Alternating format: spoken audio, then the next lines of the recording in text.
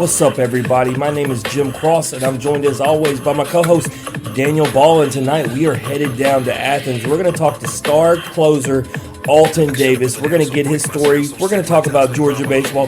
But first, let's plug the sponsors. Memphis City Design. Go get your IOTB apparel. Chinook Cedary, 8 flavors, mild to wild, the best in the game. And last but not least, Heart of Memphis, Old Dominic Distillery, whiskey, vodka, gin, bourbon. They got it all. But let's get into the biggest episode of podcasting this week with our guy, Alton. Man, like I said, Daniel, I think – I've been trying to get this done with Alton for a while. You see the clips. He was obviously at Alabama, but I think he wanted to wait until he was at Georgia, one of these dogs, because he is one. And I'm telling you, the combination between him and Wes Johnson, it's going to be something. But before we get into all that, Alton, how you doing tonight? I'm doing great, fellas. How are y'all? Man, we're blessed when we're getting to talk to a player caliber of you and to get your story. Like I said, one that's well overdue. We're pretty stoked about it. But before we get into that, we got to break the ice. I've been seeing a lot of these videos. They're asking questions, and I put the ones that we want to know. And this is an important question right out the gate. Thanksgiving side dishes. I was watching the video. They were asking the New Orleans Saints players this, and I was a little disappointed. None of them were saying my favorite. I'm going to see what you say, see how you go. What's your favorite Thanksgiving side dish? I'm a big mashed potato guy and collard greens. I'm a big mashed potato guy, collard greens. I'm weird. I don't eat macaroni. I'm not like a pasta guy. It was mashed potatoes and mac and cheese were the two most common answers, but none of them said the two. My two favorite is either a casserole. You either go green bean casserole or sweet potato casserole. But I don't know. I don't know. Maybe that's a where we're from thing. I don't know, Daniel. Is that a nationwide thing? It is a nationwide thing. Okay. Yeah. Well, none of them were saying it. I mean, literally, they asked every Saints player. None of them said it. I thought, but mashed potatoes and mac and cheese were definitely the two most common answers. Yeah. All right, sticking with food theme. I seen this one when they were asking the LSU baseball players, if you were on death row and you had one last meal, what are you eating? Oh man, that's a great question. I'm gonna start off most likely with one of my hometown favorites. Guthrie's is a place in Alabama called Guthrie's. I love Guthrie's. I'm gonna give me a box and get me a nice high C. That's gonna be like the kickoff for the final dish, and then I'm gonna go a cookout Oreo milkshake. Milkshake. Let's go. Yeah, he got to go. He understands the assignment. Notice he's got layers to this, Daniel. Some people just say like one thing. He understands this is his last meal. We're getting numerous things in this. And like for probably my finisher, it's just going to be a tall glass of sweet tea and Texas Roadhouse rolls. There you go. He had first dinner, dessert, second dinner. Why not? Not at all. You ain't gotta worry about feeling bloated, man. It's all anyway. It's all good. Anyway. So hey. All right. Next one. You can go see anyone in concert, anywhere. Who you going to see? Where you going to see them? That's a great question. I'm a big now. This is a new rapper, Big Extra Plug. I'm a big Extra Plug person right now. And if I'm going to see him, I'm probably going to try to go see him. Shoot, man, probably try to go out to Cali, take a little Cali trip, go also to Los Angeles, go out there and see him. Or I'll try to go see one of my favorite country artists, Warren Zaders, out in like Tennessee or something like that. I love them guys. Yeah, Daniel says it quite often. You cannot go wrong with country if you go to Tennessee to do it.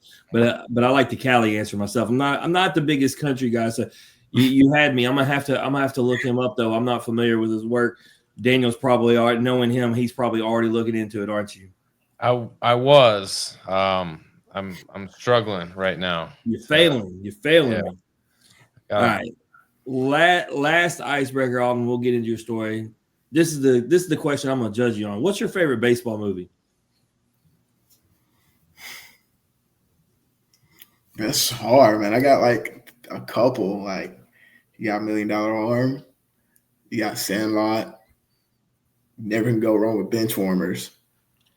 bench warmers and Sandlot are said a lot. So I like that you said $1 million arm because that one isn't. So you said the normal answers, but you came up with one that you brought to your own. So I like that. We got some diversity in the answers for sure. Daniel, no one says Major League anymore, man. You heartbroken? No, I mean, we had a good run. We had like 2 or 3 in a row of Major League, but I mean, I think it's one that people forget about, but it's definitely one where if they see it on TV, they're gonna hold it on the channel for a second. They're gonna check out the one that's never been said, because people say Moneyball. No one has still said it, and I think a lot haven't seen it, Daniel. It's the first time I've brought it up on the show. I really like Trouble with the Curve, man. And maybe that's because we're girl dads. I don't know. I just daughter knows ball like that. Like, that's awesome. Yeah. Well, Alton, we got to get into this, man. Everybody is excited. Everybody that we talk to is pumped that you are in Athens, and eventually we're going to get around to talking about the journey. But first, we got to start with home, man. Where is home for you? Small town. It's like on the outskirts of Birmingham, Alabama, called Hueytown, Alabama. Hueytown, Alabama. What's if we were to visit? What's the one thing that you would say you gotta go do this, or see this, or experience this? I mean, to me, it sounds like it's an Oreo milkshake, but that's just me. Guthrie, man, he said it. We got what we need to do. If you're gonna go, if we're gonna go, I would say it's this wing place. It's an amazing wing place, like 4 minutes away from my house, called Wing City. And it is amazing. Probably the best wings you'll ever have. I don't know. That's bold. Don't be making those. I know it's bold. I know it's bold, but I mean, they're good. Because I claim that the best ones reside at the Blue Store in Baton Rouge. I stand firm on it. I get them every time I go to LSU baseball game. I've never been to the Blue Store, but Alton, I'm going to be honest with you. We're not going to take Jim's word on wings, because his years of wing eating isn't comparable to what you and I have. So I think we need to be the determining factor on that. It was this weird thing. Although I really don't even know how to explain it. Like, I didn't like wings until after 30. I don't even know. Like my wings were basically like chicken tenders, because they asked me on this show, they were like, "What wings do you eat?" And I was like, boneless from Buffalo Wild Wings. And Randy, our other host, those are chicken tenders. He said, I eat dino nuggets. Childlike, man. Childlike. I still eat fish sticks too. Don't judge me. I bet you do, with a side of mac and cheese, I bet. Mm-hmm. Hey, that's the only way to do fish sticks. But Alton, man, obviously, family guy. Tell me a little bit about family. You got mom, dad, brothers, sisters. What's the dynamics look like? Mom and dad. I'm the youngest out of 3 siblings. I'm total 3. Got my older sister. She plays softball at Bama. Then my older brother, he's out and about. He's good. I think he's getting ready to hopefully get married. Go ahead. Yeah. So, but yeah, I'm the youngest. I would say I'm the best athlete out of the family.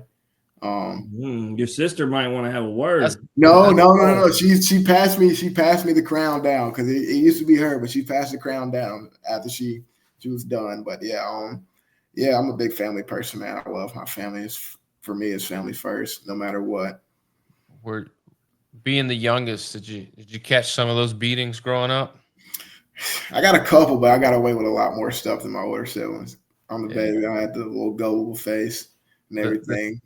The trade-off is worth it. You catch a few strays here and there, but your leash is much longer than everybody else. I still get away with a lot more stuff than my sister and brother did, and I'm about to be 21, so it is what it is. I love it. You mama's baby. I am mama's baby. All right, who's your influence growing up? Was it an athlete? Was it a family member? Was it a coach? It was both. It was an athlete and a family member. The athlete was Jason Hayward. I was like, Jason Hayward's my idol. Like, no matter what, I followed him throughout everything. But it was also my dad and my grandfather. My grandfather passed away 4 years ago, January 1st, 2020. But it was also my dad, man. Seeing them every day, and it's like how hard they work, no matter what, tired, sick, no matter what. They were just always, they wanted to provide for the family. Like, just seeing that, I was like, I want to be like them when I get older. If baseball is my journey, I want to be able to provide for my family through baseball. If I have to stop and work, that's what a lot of people look at me weird, because I was like, man, if baseball doesn't work, I worked from being 16 all the way up and going to college. I've been working construction. I work with my dad. I work with 2 different construction companies, concrete and construction. I've been working, so I know the whole game of it and everything. So it's just seeing like how they emphasize like being a hard worker, being able to provide for a family, being able to show like what you can and cannot do. So both of them, all 3 of them people were big influences in my life. Daniel, that's a pretty big deal. We don't get athletes on here that, you know, have that kind of work ethic off the field. I mean, a lot of them say that, you know, admittedly so, they've, you know, because they've been good at athletics, they've had it pretty easy. So it's pretty refreshing to hear someone who's had to grind extra. Yeah. It was just like I worked, and I was like, I bought my own car when I was 17. And I was like, Dad, I was like, I want to do everything to it. The Jeep, I lifted it up, got my own undergo and everything. But I was like, I was like, hey, I'll pay for everything. Right now, all you got to do is pay for my gas. And then I was like, because I was driving 30 minutes to work every single day. And it got to points where I'm like, hey, I'm driving, like I'll be in Hueytown, and I have to drive all the way to Oxford, Alabama. That's an hour. And then I'm like, hey, it'll just be countless days. It was crazy because some days I'll be getting up before my dad was to go to work in the summer. Like he'll be getting up around 5-ish. I'll be up around 3:30, having to leave the house around like 4 and everything. 3:30. I'll be out the house before anybody else is woken up. Like I'll be putting my boots on, starting the car. It'll be cold outside, start the car up. I'll be on the road before. Like I'll be texting like, hey, I made it. And my dad's like, all right, I'm headed out now. Like he'd be just heading to work, and I'll be already at work, probably 20 minutes in. That's what we call that grind. Man, that grind, man. You learning from a young age. No wonder why you're elite level player, man. Like it don't matter where you go. When you got that kind of life experience, you're hard. You're gonna make it, man. You got this. So obviously you mentioned Jason Hayward being an influence. You know, growing up, I'm sure, you know, being a baseball kid and probably an athlete of many sports in general, like athletics is something that you follow pretty closely, all sports. But who was your most favorite athlete? Was it Jason Hayward, or was it someone else, or did it change over time? Because I know as people come in and out of sport, or as new players get drafted, like people pick up new faves, like the flavor of the week, man. So my favorite position player was Jason Hayward all time. And if we're going into pitcher, was Manny Rivera, the one and only. I mean, he's Rivera. That's your dude, Daniel. I heard he's pretty good. Yeah, he's pretty solid, I would say. Daniel lived on that same pitch. Yep. Cut fastball changed my life, man. Just rotating the ball and doing nothing but just throwing it. And when I got here, that's the first pitch Wes added to my arsenal when I got here. It's such an easy pitch to throw. Like it's literally just almost effortless and thoughtless, and it does all the work on its own. You don't even have to think. But obviously now, you know, we'll get into the mechanics of pitching here in a bit. But I mean, you know, you've developed into something absolutely spectacular. I'm sure Coach Johnson is aware of that, which is the reason why you are where you're at. But you know, prior to that, you know, you attend Hueytown High School in Birmingham, top-rate left-handed pitcher in the state by a perfect game. You know, it just seems like the simple, you know, resolution for college is you go to Bama. And of course you choose Bama, but was it proximity? Was it being close to home? What was the reason that you chose Alabama? Because I know as a lefty, like you're getting offers from places. So yeah, I had a bunch of offers coming from places and stuff, but like my thing was like if I get drafted, and then when I got drafted, I told my parents, I'm like, hey, I'm not ready. I'm not mentally ready to be out and go on my own as a 18-year-old. And like I was very mature enough to say that to my family and like, hey, I love it. I love that I got drafted. It is what it is. But I'm like, I'm not mentally ready. And I was like, Bama was, I wanted us to play a year while my sister was in college. So we'd be both playing at the same time. I thought that'd be pretty cool. And I just loved that it was close to home, 45 minutes down the road and everything. My parents were able to come see me whenever I wanted to. I was able to come home whenever I wanted to. And it was just like, I love the coaches and everything. And I felt like when I got there, it was already a clear understanding what like the memo was and like what needed to be done. So I just love the atmosphere of Tuscaloosa, knowing that my sister paved the way there and knowing I went there and paved the way also. It was like very like a good thing for me and my family. So Jim, was she gone by the time you got there? Yeah, she was gone by the time I got there. Jim, what's crazy is that he tells his parents, "I'm not mentally ready to make that leap to, professional baseball," but yet like it takes a very mature mental approach to be able to come to that understanding with yourself. I mean, when you think about the fact that he said that, and I think about guys who came on the show, you only have guys like Dylan Cruz who said that, right? Like only those who understand what it takes. I think Alton has a great understanding, like you said, a maturity level of what he needs. Obviously, he's got a ton of talent. Like you said, lefties are coveted, but knowing that he's not ready yet and he's got, and same thing as Dylan, right? He going to the SEC where you're going to go against the best in college baseball and be able to improve. And Daniel, dude, he wastes no time. I mean, all SEC freshman, massive success with 8 saves.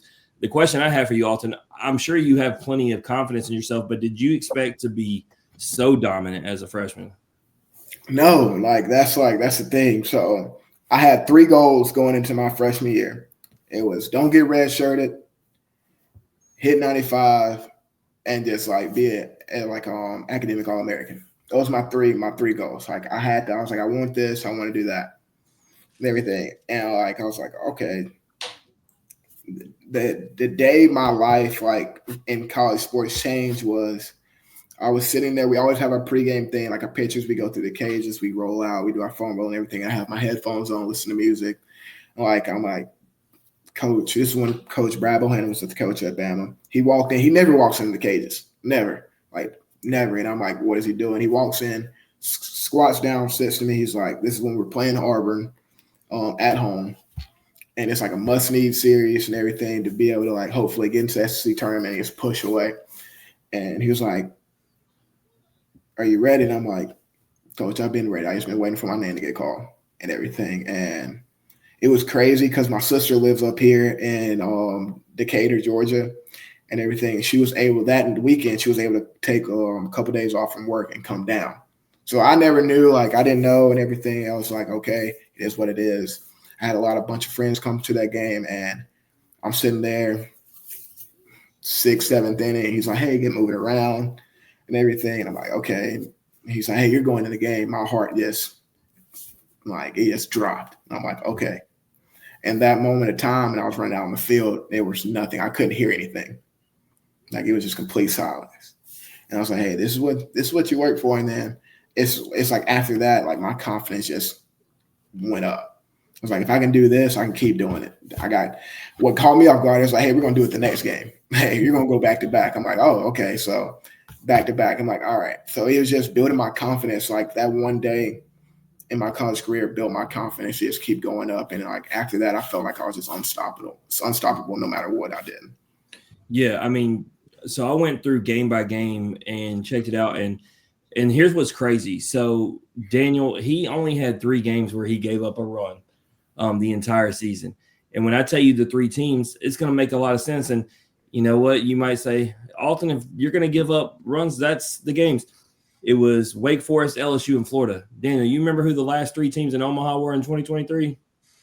Yeah, and they can all swing the bat. Yeah, those are the last 3 teams. So if you were going to give up any runs, but outside of that, absolutely owning them, does that – let me ask you, Alton, like when those are the 3 teams, when you look back on it, because I said that, like you're kind of like, hey, I'm a freshman, and those were the best teams in baseball. Those would be who I expect to give runs to. Yeah. And like people, like all the older guys, like being in the locker room and stuff, like they were always like hyping me up no matter what. And it's like, I'll have some guys the same age as me or like 1 year above me. And there's like, hey, we're going to LSU. Like, and I'm like, hey, These people bleed just like how we bleed, man. They ain't nothing different. I was like, if I get my name called, I'm just gonna go out there and try to do the best I can. Like, it is what it is. Well, I was impressed with that team's mentality, the way y'all rolled into Wake Forest, because y'all weren't scared. I mean, the whole country had wrote y'all off, right? Y'all had no chance, and obviously winning a game and pushing them, it wasn't what everybody had thought. And then y'all had the LSU series, to your point, even who popped them in the mouth. So that Alabama team was good. We had because Andrew Pinckney was on that team, right? Yes. I was trying to think. He was on here and reflected that. He said. Especially with everything that happened with the coaching, he said, man, this team was strong. Like, that did not set us back, and y'all actually turned it up a notch. Yeah. That day we got that call, we were in the locker room. I just remember it was Tommy Seidel and Jim Jarvis and Pinckney. It was like, hey, there's two things we can do here. We were playing Vanderbilt. We can go out here and just feel sorry for ourselves, or we can go out here and just go shove. Like, we can go show them. And everything. We're like, all right. So that day we was like, let's go let's have some fun. It's really like, let's have some fun. Let's go out here and play some ball and have some fun. Well, y'all humbled me, because usually one of my bragging points is I'm right about a lot. I said that, y'all were going to just collapse after that. I mean, I own it. And man, I'll be damned if I wasn't wrong. And it was fun to watch. Like I said, you made a bunch of teams sweat, and you specifically obviously had a lot of success. So you come into sophomore year, you keep it rolling, you get a 4-2 record, also 4 saves. Obviously the team struggled, a lot more. So just kind of bypassing and getting to, the whole idea of the portal. We know why you chose Georgia. You got multiple reasons. Obviously, Georgia as a team was knocking on the doorstep of Omaha. Absolutely talented guys coming back, recruiting class. You got Wes Johnson, who, I mean, we've had Paul Skeens come on this very show and say that he helped transform and mold him to who he is. So a guy of your talent, your caliber, it makes sense, even though Alabama's home for you, hey, let's get somewhere where I can win a national championship.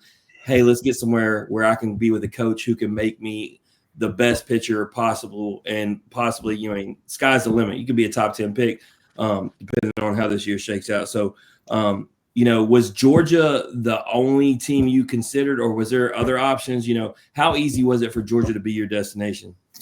It was pretty easy. I wouldn't say Georgia was my only option. I knew I had more options, but it was a very sit down conversation with my parents. I'm like, hey, Wes, I was like, look at his track record. I was like, look who he's had and everything. And I was playing, I'm like, hey, we set this up, hit the portal. I went in with no contact and everything. I was like, I'm going to reach out to them. I was like, first person I reached out to was Wes. And I was like, hey, when can I come down? I want to get on a visit. I want to come see. The Foley's getting reconstructed right now. They're still building and everything. But when I got there, it felt like home already. The way Wes was talking, the analytics, Derek Groomer, everybody. It was they were ready for me to come. And that was another persuading thing. It's when you get here, we're gonna chop your body down and build it right back up. I admit to people, the first 2 weeks of the fall when I got here, I was coming in here laying on my couch and not be able to make it to my bed because my body was hurting so bad. But now, my body feels so good. I'm so much stronger. I've gained weight. Everything's just a lot better being here. And it's just I give what Coach West and Coach Groomer all the props in the world for what they do on a day-to-day basis. Groomer won't sleep. He'll sit down every single day and just build our workout plans. West won't sleep. West will come in one day and it's talking about I got this amount of hours of sleep, but I broke down everybody's film. He'll be hey, he'll come in and he won't see one thing one day, but he'll come in the next day and be hey, I saw this when I was laying down, or I thought of this when I was laying down. This is what you need to do. This is what we need to work on. And everything. So that's a one key factor I think of. I mean, Daniel, I had a conversation today, and this will tell you everything. Man, Charlie Condon was raving about the fact that Alton's in Georgia and talking about he is an absolute dog, and he's can't wait to see what he does this year. And, for Charlie being as talented as he is, and the fact that he's not even going to be there, but just talking about the hype and talking about how he can't wait to watch you throw from the bump for Georgia, it says a lot, man. Especially when, your peer of that kind of caliber thinks that you're the real deal. And so, I mean, we're stoked just as well. You were talking to us, before the episode talking about you were adding some stuff to the arsenal. I knew there was going to be a pretty good possibility you have a chance to be in the starting rotation. So talk to us about, in the fall, what's it look like, what you've added and what the possibilities are of starting versus, closing down games. Yeah. When I first got here, it was like, it's like, hey, we're going to get this. I want to it was basically like, let's see what you got. Like, we know what you got, but let's see, like right now, let's see what you got and everything. So get there. Everybody knows I got the fastball slider. It was my main 2 pitches my freshman and sophomore year. It was like my main 2. And I'll occasionally break out the curveball, but I rarely threw a changeup. But now I got the fastball, 4-seam and the sinker. I got the cutter, got the slider, got a changeup, got the curve. I got a 6-pitch arsenal, and I never threw it. And it wasn't like, hey, we're adding all this today. It was one day we're throwing a bullpen, and Wes was like, hey, try this. Move your finger like this. All right, now you got a sinker. He's like, hey, we're gonna work on this cutter and catch play, and then tomorrow we'll throw it in the pen. Mm-hmm. Boom, now you got a cutter. And I'm like, all right. And it's just like ever since I just kept doing it, it was like, all right, it was weird. Like we'll have the earpiece in our hair, like in our hat, and he's like, hey, cutter. I'm like, shoot, sometimes I forget I even have the pitches because I be going through so many. Well, that's what makes fall ball so fun. I remember last year I was watching LSU fall ball, and Cam Johnson, the freshman, so everybody knows he can throw 100, but he was throwing nothing but off speed every single pitch. Yeah. And people around me were like, why ain't he throwing his fastball? I said, because coach isn't calling a fastball. He knows he can throw a fastball. I said, he's making him work on everything else. Literally. Like coach knew I can throw like my 4 seams. It was basically like, hey, when we get here, we're throwing 4 seams into righties, and we're going to throw cutters right off of that. Then we're going to go thinkers into lefties, and we're going to throw changeups right off of that. It was basically finding the feel of what I can do to different types of hitters. If I got a tall power righty, it's like, hey, this is what we're going to do. We're going to bury him in and then sink him down. Like, it's just knowing how – and that's one thing Wes is like, you see one swing, he's going to be like, oh, hey, we're throwing this the next 3 pitches. Wes is always 3 steps ahead no matter what, and that's one thing that people don't understand. Like Wes, if you throw one pitch, he's like, hey, don't trick yourself. Go right back to it. Let's go. Like that's Wes's mind is just crazy. So Daniel, let me get your pitching coach mentality. I mean, you've seen the clips. You watch Alton. He's got the fire and energy of a closer, right? You've talked all the time about that mentality change. Is it as hard as it seems the way I think, or is it not as hard to transition from being a guy who shuts it down to being the guy who starts? I think it's mentally it's a little different, but I think from a physical standpoint, when you come in from the pen as a closer, you're a max effort guy. But when you come in to start a game and you're looking to go 5, 2/3, 6, 7 innings and even kind of cruise and keep your pitch count down and get deep into a game, it can't be max effort. And having an arsenal of 6 different pitches allows you to not be max effort, because a lot of those pitches that you're learning, if you're trying to grip it and rip it and throw, max effort, those things aren't going to do what you need them to do. You got to stay loose. You got to stay very relaxed. A lot of times you can't choke the baseball. And I think, it is very difficult to make that transition, and having a fall season to do that and work on that. It just allows you to be put in different scenarios that you'll be put into to kind of ease a transition. But yeah, there's definitely a transition piece if you're a closer and then you convert to a starter. So talk to me all, not just yourself, but the team as a whole, man. This fall, obviously you've had a lot of scrimmages under your belt, not just with other teams, but obviously getting to play against yourself, which when you look at the roster, that's a lot of talent getting to face each other, iron sharpens iron. How have you felt about the way you guys have looked? Man, this team's gritty. We got the transfer, Nolan McCarthy from Kentucky, Henry Hunter, Slade Alford, Trey Phelps, like Robert Burnett, Rylan Zabo, Christian Adams. Like we got some hitters, and we got some dogs, we got some fielders. Like this team's impressive. It's like when we split the teams 9-9, it's no top heavy team. It's like, hey, this team can go play in the SEC, and this team can go play in the SEC. Mm-hmm. These pitchers right here can go pitch in the SEC with this team. These pitchers right here can go pitch in the SEC with this team. It's no like split and like, I don't know about this guy. I don't know. No, everybody on this team is a dog, and everybody wants it. I've never been in like this team. Like we get here every single day, and it's like we're gonna kill our bodies every single day to know once that day in Omaha comes around, we're like, hey, we can finally relax.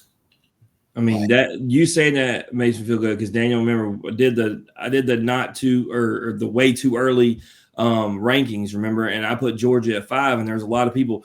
It's funny how on the way it works, right? People, they see one name and they're like, oh, they lost Condon, and then they're like, oh, they lost Collins, and it's like, okay, man, it's 2 guys. There's a lot more guys, and then as you talk about transferring in, you being one of them, like Wes did an amazing job. But when you look, without me even seeing how y'all did this fall, but just from who was on that roster, I felt good about putting y'all as a top 5 team. And then you telling me this just solidifies the thought process more. So, I mean, I know you got to be super excited.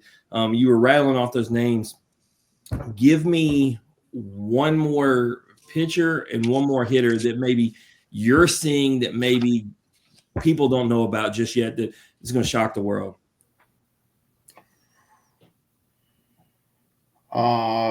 Pitcher, that's a good one.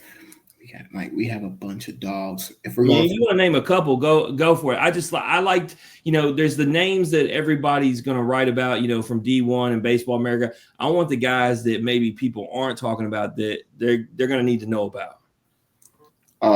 Davis Chastain, Georgia State pitcher. This Logan Spivey, Georgia Highlands pitcher. Louis Marucci, Jordan Stevens. These are man, these dogs. These are all pitchers, man. You got JT Quinn from Ole Miss. Dude's a stud. He's a guest of the show, and I think he's absolutely gonna thrive from an environment change. I don't think there's going to be too many Ole Miss fans specifically listening to the show, but there's a reason why like 12 dudes jetted out of there. It's just it was, obviously they won a championship a few years ago, but it's just not the winning culture. They didn't jive. He's got talent. I think he's definitely going to thrive. I mean, you see just from a hitting standpoint, look at what Slade Alford did leaving Mississippi State and going to Georgia. Man, the scenery change can be, epic. Yeah, and if we're going to talk about hitters, man, we got my boy, my ride or die. You got Henry Hunter. You got the returner Kobe Branch and Slate. Like everybody knows them. Those are the top 3 dogs. Like one person that's gonna come out of nowhere, Rylan Zabariski. This dude's a 6'7", like 230, 245 demon at the plate. You got Robbie Burnett. 6'7". Yeah, he's can't miss him. Yeah, you ain't gonna be able to miss him. You got Robbie Burnett. Christian Adams, McCarthy, just a veteran. Like, is he getting you fired up, Daniel? Like, I'm feeling like Georgia's gonna bring it. Who else do we have? Like, it's just like you have so many. Like everybody knows Trey. That like he's gonna show out every single time we get out there on the field. Like it's like these hitters that we have. It's scary. Like the hitting depth we have, and then like you like, oh, they're just gonna be a hitting team. Like. And that's one thing Wes told me, like when I was getting recruited, he's like, we're going to hit. He said, now I'm going to get the pitches so we can pitch. And like our pitching is just like, you sit there and you go down and you're like, all right, what guy throws under like 95? Like you're gonna have every angle. You're going to have right with ride. You're going to have right sidearm. You're going to have right with sink, right with cut. You're going to have it's everybody like left. Like it's just different. This team is just, it's like you go play pickup basketball and just pick up, all right, I got to pick up a good squad. I'm like, all right, you're my 6-foot guard. You're my 6'8" center. You're my, you just pick. Coach West put in the Avengers, we say. Like Coach West was Captain America and Nick Fury. And he's like, hey, you know what? Let's assemble the Avengers and let's get this season going. I mean, when you have those guys at the plate, Jim, and you're a pitcher and you're like, rattling off, this is my lineup top, to bottom. And believe it or not, we have another 9 that isn't going to start, but could start for any team. And like, as a pitcher, like knowing that gives you a lot of just ease and makes your job much, much more, not easy, but you can relax a little bit and know that I can get into some jams. I can give up a couple runs, because my guys are going to get it done at the plate. And I went back and looked at JJ's text when he told me before I got into the SEC schedule I already had planned. He told me what he had non-con, right? And I looked back because I thought Georgia was one of them. Sure enough, he invited me out to Georgia hosting Florida Gulf Coast February 28th through March 2nd. So between this hype and the fact that Athens is one of the only 3 parks I have been to in the SEC, lock me up, man. I'm going there week 3, Daniel. Yeah, it's just scary, man. Like you sit there and you be like I'm pitching in the fall, and I'm like, dang, I gave up 2 runs, but the 2 runs I given up were just like these dudes can hit. I'm not mad. That's the beauty of fall ball, right? You go there. I was thinking that the other day when I was at LSU. You seeing runs be given up, but it was to great hitters, and it's like that's fine. I'm okay with that because those guys are on our team too, right? And so that's the mentality when you're going and watching the inter squads and seeing that you want to see success on both ends.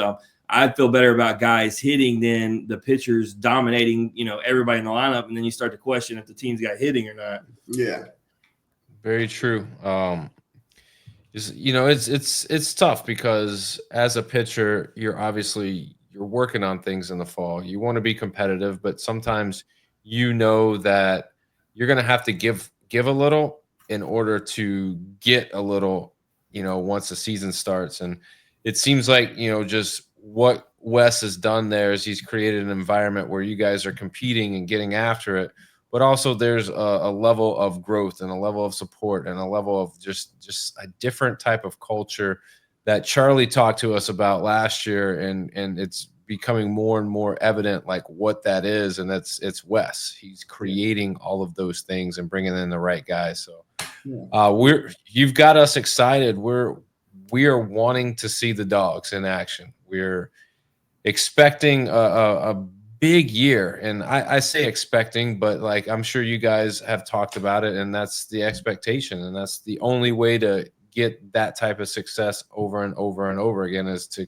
make that be the standard. Yeah. So with that, obviously the season is a little bit away. You guys are gearing up, and we hope that you guys get after it and everything is what you want it to be, and it's magical. But most importantly, we hope it's injury free. No injuries. Everybody stays healthy, and you guys can run off a bunch. Somewhere between the neighborhood of 33 and 40 wins. That'd be pretty legit, right? I love that. I'm looking at the schedule now to see, just in general, not the non-con that I was looking at, to see if it was favorable or one of those it's going to be really difficult. I feel like they got the Arkansas at home is very helpful, right? Let's see, going to Missouri isn't tough. I know you love. Hey, he's going back to Tuscaloosa. Hey, man. But you got A&M. You got he's the 2 hardest teams rankings wise of what's going to come out is Arkansas and A&M, and they're both in Athens. So I really like the way their schedule shakes out, Daniel. Hey, it wouldn't surprise me to see the Dogs at the top. They're hosting. I'm putting it out there. Wouldn't surprise me to see the Dogs at the top somewhere. When I first got here, and the West was like, "Hey," he's like, "I hope you know in our schedule. I hope you know when our last games are." I was like, "What?" He's like, "We gotta take a road trip back to your homeland." I said, "Oh God!" And once that schedule came out, man, my phone blew up. It's like, "Hey, we're gonna be there. We're gonna see it. We want to see it. We're gonna be there." I'm like, "All right, man." I was like, "Hey." It's going to be 50-50 cheers and boos. Just be prepared. Oh, yeah, 100%. 100%. Hey, that's what he signed up for, man. Give him all the smoke. He'll take the good with the bad. But Alton, before you bounce, man, we're going to play a little game called This or That. You ready to play? I'm ready. All right. It's very simple. I'm going to give you 2 options. All you got to do is choose one option or the other. Can't say both, can't say neither. Just be decisive. Go with your head, go with your heart, go with your gut. Just go with one. Gotcha. Jim, This or That. Who is it brought to you by? Man, Chinook Cedary, 8 flavors, mild to wild. Less salt, no sandpaper tongue. And then I'd be remiss if I didn't say Memphis City Design got the black and white one on, Daniel. This is my favorite one, actually, even though it doesn't have a team affiliation. So you can go get your merch. We do have Georgia colors. So if you're listening to the show, you want to get some Georgia merch, we got it. But yeah, and then, why not go ahead and throw out Old Dominic, Daniel? Heart of downtown Memphis, gin, vodka, whiskey, bourbon. Alton's almost 21. He'll be able to partake soon. All the sponsors, shout out. Much love. Now, to the game. This or that. First question. All right, and it's a big one. So it's coming out of the gate swinging. No, I'm just kidding. This is actually a layup question. I was like, did you rotate the questions? What are you talking about? It's a layup. I wanted to try to get Alton shook a little bit, get him nervous getting into this. First question: coffee or energy drink? Oh, energy drink out of the gate. What's your energy drink of choice? If I'm drinking a Red Bull that day, it's the strawberry apricot Red Bull or watermelon Red Bull. If we're drinking Reigns, is sour gummy worm and white gummy bear. These guys, Daniel, we grew up in a day and age where you just had one flavor Red Bull. And it was death. That was the actual flavor was death. TV static. I will tell you this, Alton, and this is coming from an old dude. All right. When Red Bull came out, like it was literally like the taste of Red Bull and that original flavor has molded over time into various like much more favorable drinking flavor. I used to say it tastes like pee, and people like, how you know what pee tastes like? I just assume this is what it tastes like because it's gross. Yeah, it was very wild times back in the 90s. But it gave you energy. I mean, they made this drink called Surge. I don't even know if you've heard of Surge, but man, let me tell you something. This would get you. I forgot it existed till you said it. Amped. I'm telling you, like it had to be banned for sure. All right, enough of the energy drink. Tacos or pizza? Pizza. What do you get on your pizza? Are you a cheese guy, just a regular old cheese, or are you getting the works? I'm just straight pepperoni and double bacon. Ooh, I like it. All right. We are Jim has been in his, minor league baseball mascot era, and he's collecting hats from our guests that are playing in the minors. But we've realized that the minor league mascots have the best names. So I'll give you a few and you tell me which one you would prefer. The first one is a rumble pony or a mud hen. I'm taking mud hen. Mud hen. Yeah, not too bad. I don't even know what a mud hen is. Some mud on the hen and the mascot. I'm a little disappointed that he's completely white and clean. Oh, he's just completely white? Yeah. Maybe mud hen. Maybe it's a type of hen and it's not like it's not describing. But I'm gonna tell you on the name you might have went, but if you actually saw the mascot, the rumble pony, bro, my dude's got boxing gloves. He looks like he came out of the Mike Tyson movie. I'm telling you. He's ready to get after it. The next one, a yard goat or a trash panda? Trash panda. I have one of them hats. Rocket City Trash Pandas. Have you seen their alternate though? The Trash Panda's alternate is the Lunatics, and that's my actual favorite. Really? Trash Panda, that's where my dad's from. It's 10 minutes away from his hometown house up in Huntsville, Madison. All right. Yeah, I went there to watch Christian Moore and invited me. 8,800 people at a double-A game, Alton. It was crazy. What they're doing there, that stadium is sick. Yeah, Christian Moore, that's my guy, man. I love that dude. I actually talked to him. Yeah, you ain't going to miss facing him, are you? Nah. We only faced – the funny thing is I've played with him. I faced him one time. We were talking mess. Like, I never faced him at Team USA. Like, we were talking crap and everything. And I was like, I'm going to get you. I was like, I don't care what year it is, but I'm going to get you. And it was last year when I made him fly out to right field. I remember it in my head. Well, he's got the bragging rights.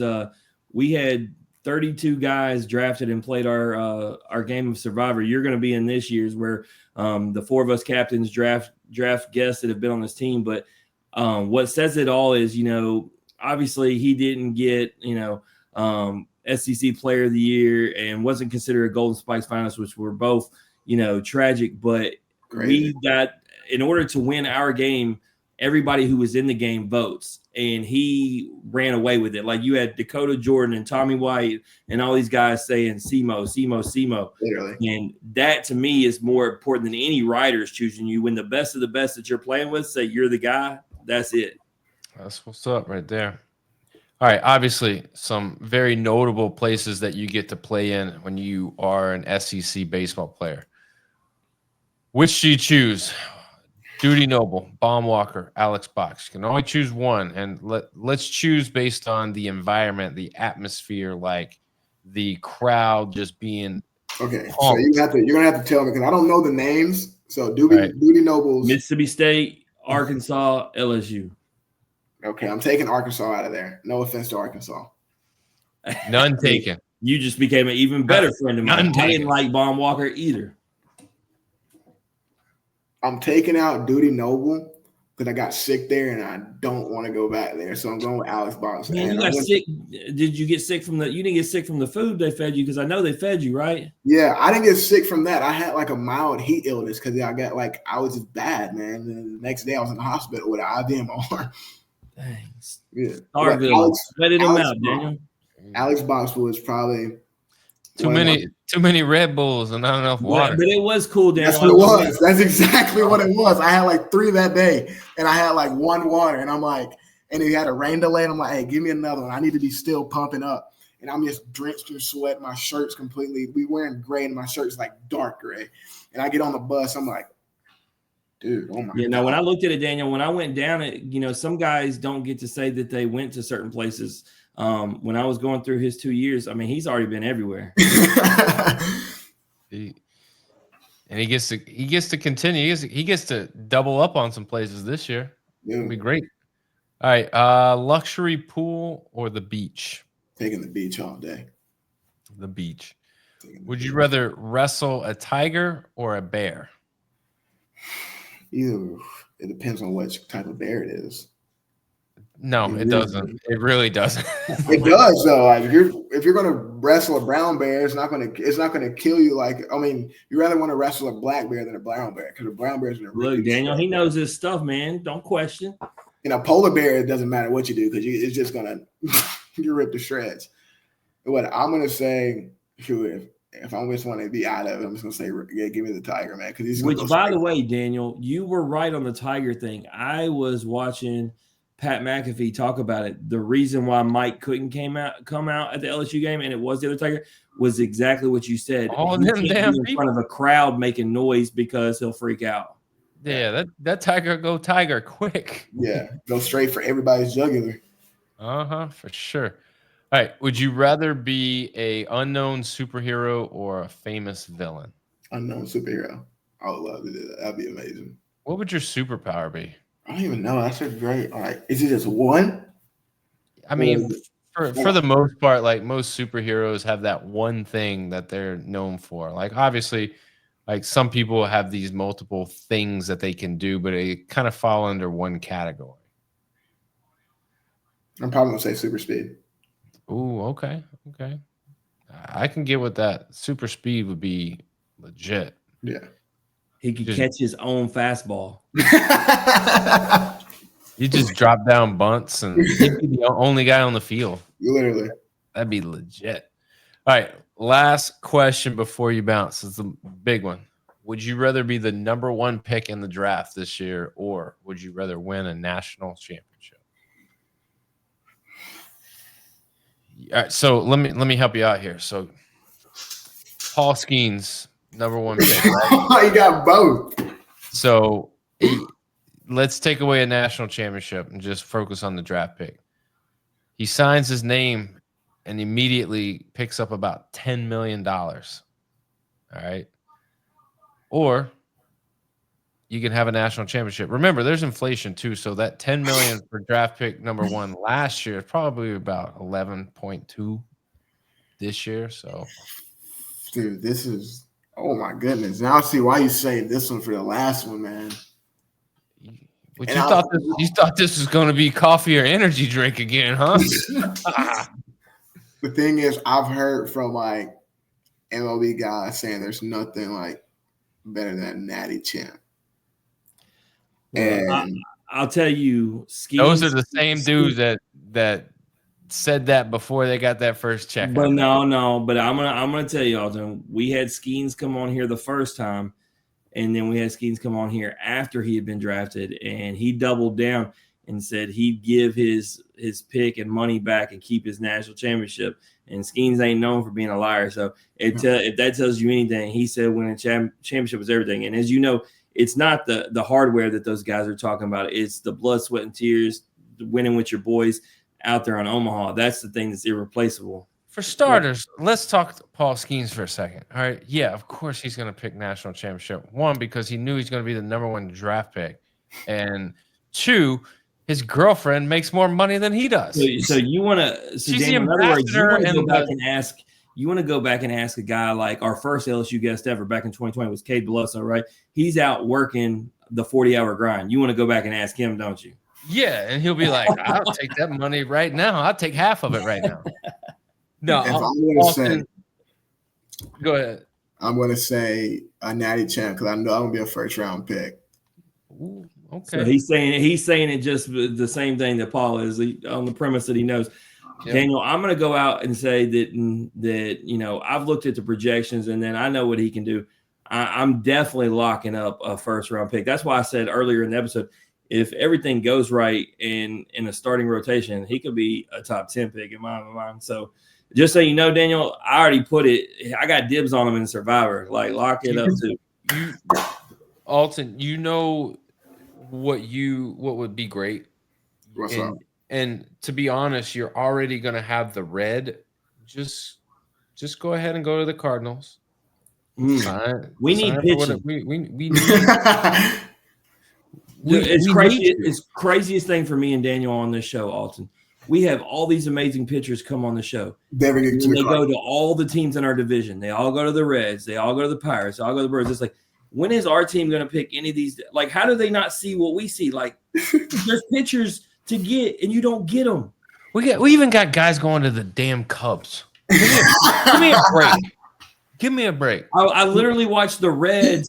The Reds have picked Louder and Burns and Holland and all these guys and it's like, dude, just let us get one. But no, we got to, Daniel, first round pick's got to be a damn shortstop every year. What the hell?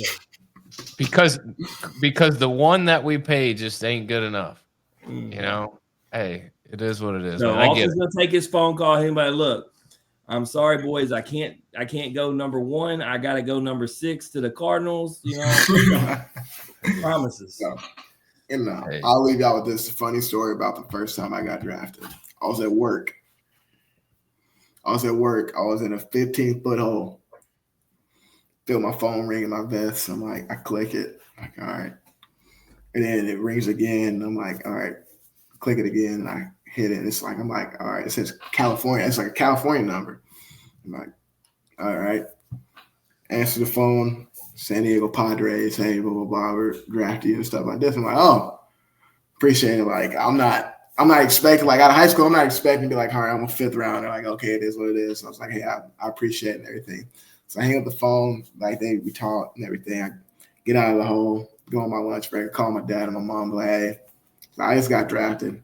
And they was like, well, what you doing? I was like, I don't know. I got to get back to work. But after I get done, I'll call y'all back. I went right. I love it, Daniel. I was at work when I got drafted. And it was like, that's probably like the fun story I tell everybody. It's like, what's the crazy story? I was like, what would be great is if he answered Daniel and said what he said to us. You know what, guys? I'm just not mentally ready. I was 15 feet. I was down in the hole. We were setting stuff for concrete. And I'm like, hey. And I called my mom. I was like, hey, I got drafted. She was like, really? I'm like, yeah. She was like, what are we going to do? I was like, well, I'll talk about it when I get back home today. I was like, all right. And then went home, through my day, got off around like 5 o'clock. I was like, hey, I don't think I'm going to take it. I was like, I'm just sitting here. I enjoy working, man. That's like, if baseball doesn't work out, God forbid baseball doesn't work out, I'll be right back working again. Jim, in a year's time, or not a year's time, in July, we're gonna be talking to Alton again, and we're gonna be like, "Hey, man, where'd you have your draft party?" He's gonna be like, "Oh man, I was in a hole." I mean, the way he's talking, though, I wouldn't be surprised if he's not working during the summer when it has it. Probably will. You don't have to stress the draft. If you get all fancy and go to the thing, you got to sit there and worry about when you go. If you're out there working, you ain't thinking about it, then you just get the phone call and be like, bet. Yeah. Like me, I'm not the type. I'm like, oh man, it's like when I got drafted, my parents like, oh my god. I'm like, man, I got to finish pouring this concrete by 8 o'clock tonight. I got to get home. I'm tired. Like, I'm ready to go home.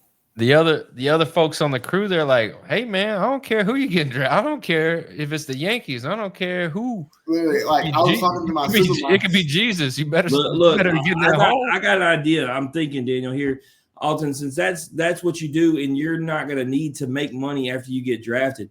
Remember how Clayton Kershaw would give his time to building houses for the needy, for his community? Like, that's what you're gonna do, Alton. Since you like working so much, but you ain't gonna need the money, that you're gonna be out there doing charity projects. I see it. My thing is, like, I want to do charity. Like, I love doing community service, and I want to have, like, this has been my lifelong dream. Once I get the money and stuff, I'm gonna have my own truck and a construction company. It's mashed them together and everything, and like have it like that. Like, I'm gonna have one of my closest friends. Like, of course, my dad's probably gonna be the main one working with me.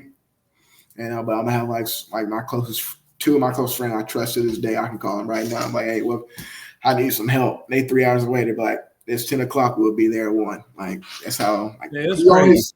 456 guests. We've been keeping the countdown lately. We ain't never had one that enjoyed working so much when they got all the talent in the world. I like it. It's different. Very different. Very the mindset, man. It's Alton. I'm inviting him over to help me finish my deck. Hey, come on. Call me. Give me a weekend. I'll be there. We'll finish it. There we go. Oh, Alton, man. We honestly, out of 456 guests, you are one of a kind, man. That's the mindset, the mentality. You've been a pleasure and a blast, man. We wish you a happy, a successful, a magical, but most importantly, a healthy, injury-free season. And we want to bring you back on, and let's recap it. We'll talk about the draft. We'll talk about it all. But if you're down, we'd love to have you back on sometime. I would love to be back on here, man. I love it. Absolutely. Anything you want to plug or promote before you bounce? Shoot, man, I would say a life quote I give to people. Hey, no life is important except the impact it has on other lives. There you go. That's man, I wouldn't expect any more, magnifying words from you, because like what you've told us this whole episode, I've been blown away. Like, just the level of maturity and the things that you've said. And to end it on that note, man, hey, you are one of a kind, bro. We wish you the best. If there's anything we can do for you, just reach out, man. Thank you guys so much. That is Alton Davis, everybody. If you like hearing Alton's story, or you just like hearing us average Joes talk X's and O's, please like and share the podcast on Facebook, retweet us on X, listen and subscribe wherever you stream your podcast. Going over to YouTube, click like, click subscribe, click notifications. That way you're catching the content first. You can be the first person to view all the videos, all the reels, all the things that Jim does so magnificently. And I appreciate him for it every single day, Jim. You the man. Just remember that. Anyhow, we got to get out of here. We got another good week in the books. We got another one on deck. Jim, what we got on in the future here? We actually doing Louisville baseball for the first time. We got Tucker Bivin coming on. So, yeah, and I think we got a right guy there based on our response. But very rarely do we have a high caliber college baseball team we haven't been to yet. But Louisville is the first time, Daniel. So continuing to grow the game. Yep.